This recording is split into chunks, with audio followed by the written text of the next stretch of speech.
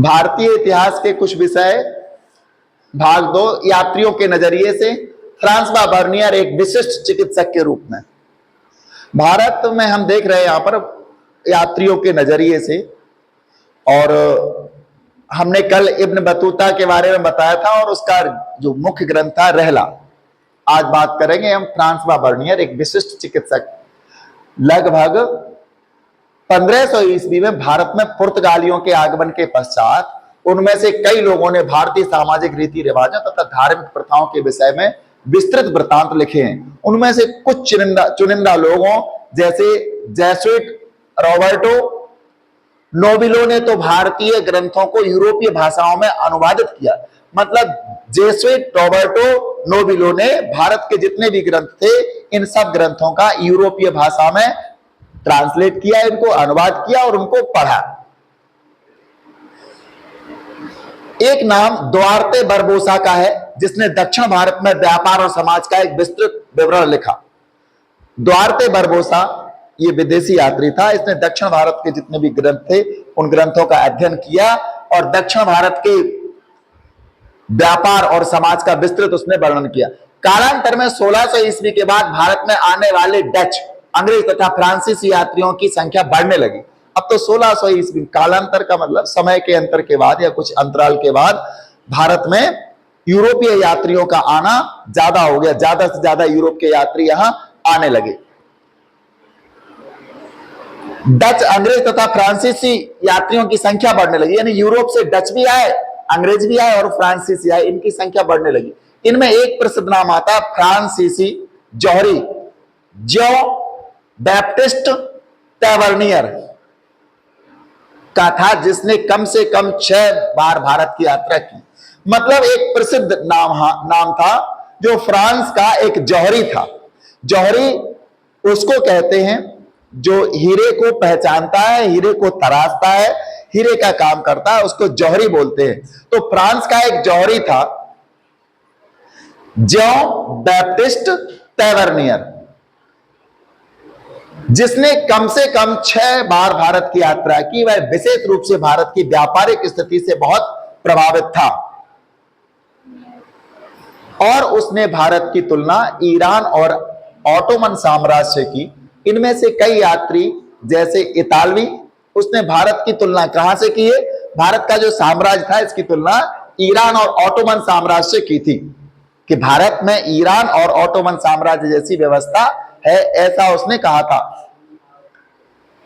इसका ये नाम पूरा याद रखना, फ्रांसीसी जौहरी जॉन बैप्टिस्ट टैवर्नियर। इसी को फ्रांसवा बर्नियर के नाम से जाना जाता है। ये इसका चित्र है, ये फ्रांसवा बर्नियर है।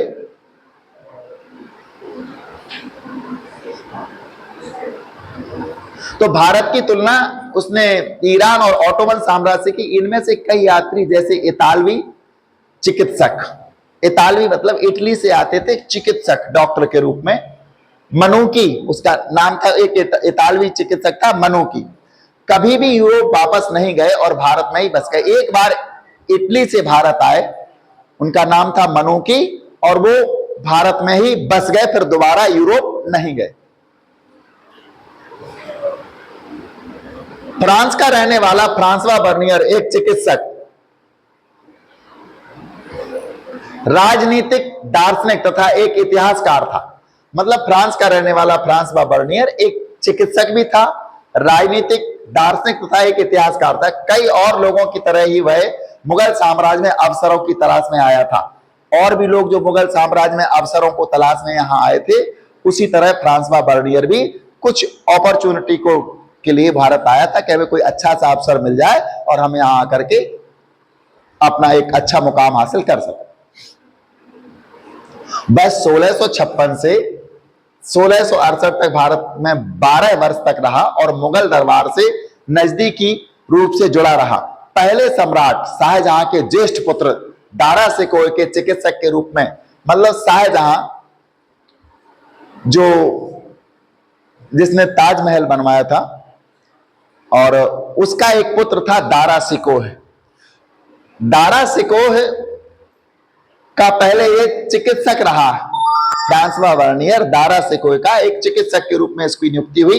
चूंकि हमने बताया अभी कि फ्रांसवा वर्नियर भी भारत में अपना अवसरों की तलाश में आया था कि मुगल साम्राज्य में हमें कोई अच्छी सी जगह मिल जाए और हम उस पर काम कर सके, अपने आप को अच्छा सिद्ध कर सके। तो शाहजहां के ज्येष्ठ पुत्र दारा सेकोय के चिकित्सक के रूप में और बाद में मुगल दरबार के एक अर्मीनियाई अमीर दानिशमंद खान के साथ एक बुद्धिजीवी तथा वैज्ञानिक के रूप में भारत में रहा।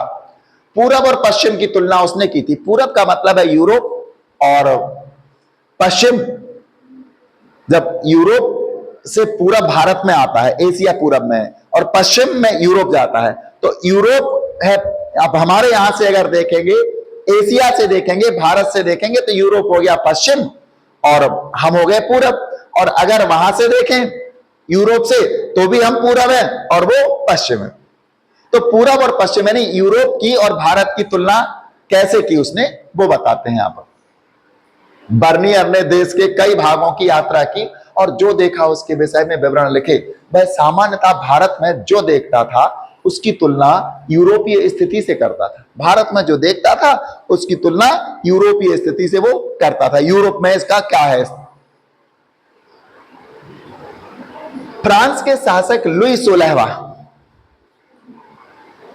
ये लुई 14वां है, क्या है? लुई 14 को समर्पित किया था। फ्रांस का शासक था लुई 14वां, यानी कि लुई के नाम से वहां शासक बनते थे और जब उनके नाम लुई हुआ करते थे तो उनके साथ संख्या दर्ज कर दी जाती थी। लुई प्रथम, लुई द्वितीय, लुई तृतीय, लुई चतुर्थ, इसी प्रकार ये था।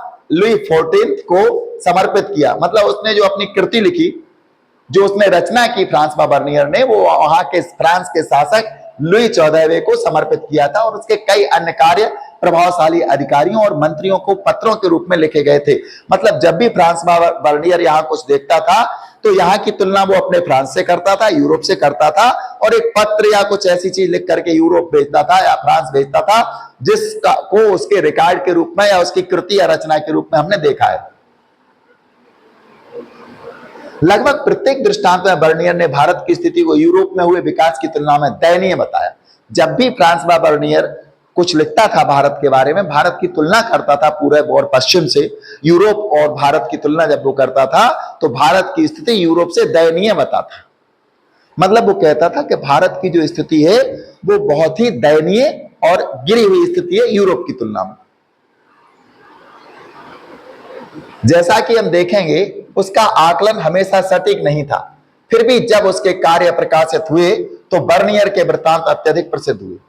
हम देखेंगे कि उसका आकलन हमेशा सटीक नहीं होता था। मतलब जब भी वो तुलना करता था भारत की यूरोप से तो वो सटीक नहीं होती थी, एकदम करेक्ट नहीं होता था।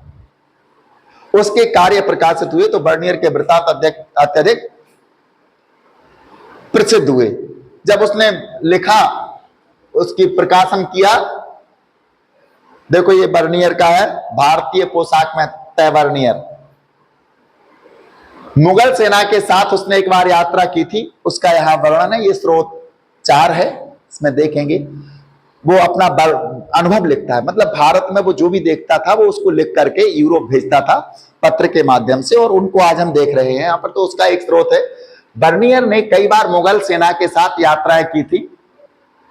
यहां सेना के कश्मीर कूच के संबंध में दिए गए विवरण से एक अंश दिया जा रहा है। मतलब मुगल सेना जब कश्मीर जाती है तो उसका क्या विवरण उसने देखा, उसके बारे में क्या देखा, वो यहां बताते हैं। क्या कहते हैं?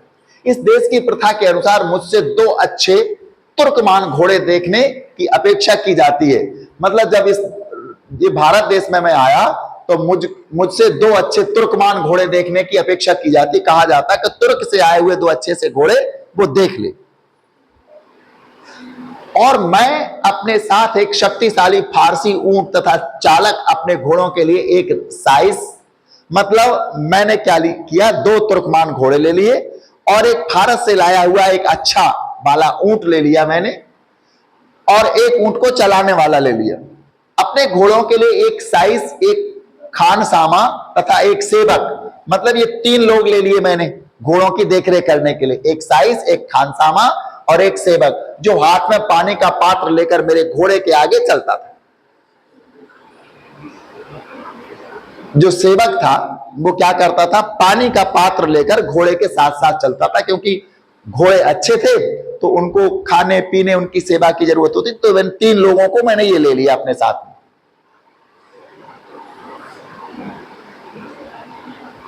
मुझसे हर उपयोगी वस्तु, यानी मुझे हर उपयोगी वस्तु दी गई है, जैसे औसत आकार का एक तंबू।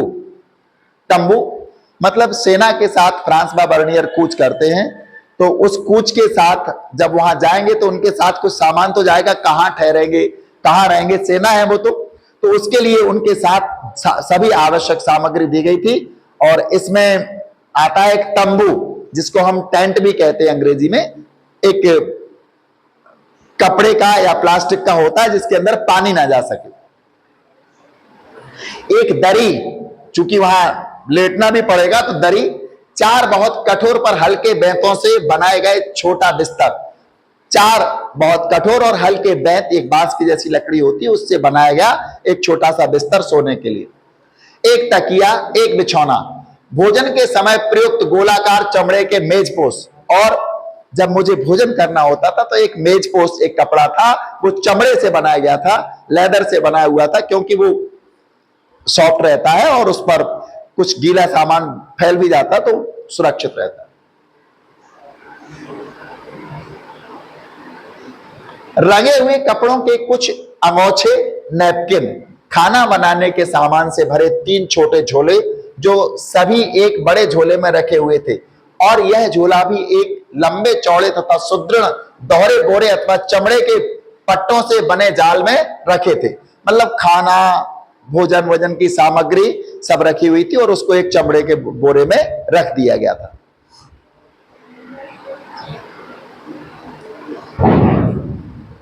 इसी तरह इस दोहरे बोरे में स्वामी और सेवकों की खाद्य सामग्री, साम्राज्य, कपड़े तथा वस्त्र रखे गए थे। मतलब एक बोरे में स्वामी मतलब मेरे लिए और मेरे सेवकों के लिए सामान और कपड़े रखे हुए थे।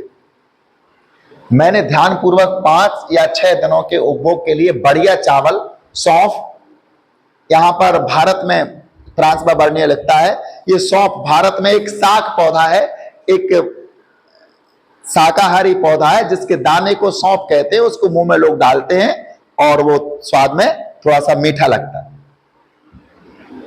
सौंफ एक प्रकार का साग पौधा की सुगंध वाली मीठी रोटी, मतलब सौंफ की मीठी रोटी, नींबू तथा चीनी का भंडार। मैं अपने साथ नींबू ले गया और कुछ शक्कर ले गया। साथ ही मैं दही को टांगने और पानी निकालने के लिए प्रयुक्त छोटे लोहे के अंकुश वाला झोला से लेना भी नहीं भूला। मैंने क्या किया, मैं दही को टांगने के लिए, चूंकि दही की जरूरत पड़ती थी, तो दही को टांगने के लिए और पानी निकालने के लिए, मतलब पहले पानी कुएं से निकाला जाता था पीने के लिए, तो पानी निकालने के लिए एक लोहे के अंकुश वाला झोला लेना भी नहीं भूला हूं। इस देश में नींबू के शरबत और दही से अधिक ताजगी भरी वस्तु कोई नहीं मानी जाती। फ्रांसवा बर्नियर लिखता है, भारत की तुलना यूरोप से करते हुए, कि भारत में नींबू का पानी और दही से ज्यादा ताजी कोई चीज मानी नहीं जाती। इस स्रोत के बाद हम यहां एक चीज और देखेंगे, भारत के विषय में विचारों का निर्माण व प्रसार। भारत के विषय में विचारों का सृजन और प्रसार कर यूरोपीय यात्रियों के वृत्तांतों ने उनकी पुस्तकों के प्रकाशन और प्रसार के माध्यम से यूरोपीय लोगों के लिए भारत की एक छवि के सृजन में सहायता की। बाद में 1750 के बाद जब शेख इतिसमुद्दीन तथा मिर्जा अबू तालिब जैसे भारतीयों ने यूरोप की यात्रा की, तो उन्हें यूरोपीय लोगों की भारतीय समाज की छवि का सामना करना पड़ा। उन्होंने तथ्यों की अपनी अलग व्याख्या के माध्यम से इसे प्रभावित करने का प्रयास किया है। आगे हम देखेंगे, बर्नियर के कार्य फ्रांस में 1760 और 71 में प्रकाशित हुए थे। बर्नियर ने जो भी भारत और यूरोप की तुलना की थी, भारत में जो देखा था, उन सबका प्रकाशन, पब्लिकेशन 1670 और 71 में प्रकाशित हुए थे। और अगले 5 वर्षों के भीतर ही अंग्रेजी, डच, जर्मन तथा इतालवी भाषाओं में इनका अनुवाद हो गया। मतलब 1670-71 में ये प्रकाशित हुए और अगले 5 वर्षों में अंग्रेजी, डच, जर्मन और इतालवी भाषाओं में इनको ट्रांसलेट कर दिया गया। 1670 और से 1725 के बीच उसका वृत्तांत फ्रांसीसी में 8 बार पुनर्मुद्रित हो चुका था और 1884 तक यह 3 बार अंग्रेजी में पुनर्मुद्रित हुआ, यानी रीप्रिंट हो चुका था इंग्लिश में। यह अरबी और फारसी वृत्तांत जिनका प्रसार हस्तलिपियों के रूप में होता था और जो 1800 से पहले सामान्यतः प्रकाशित नहीं होते थे, के पूरी तरह विपरीत थे। हम यहां बात करेंगे एक अपरिचित संसार की समझ, अल बिरूनी तथा संस्कृतवादी परंपरा। एक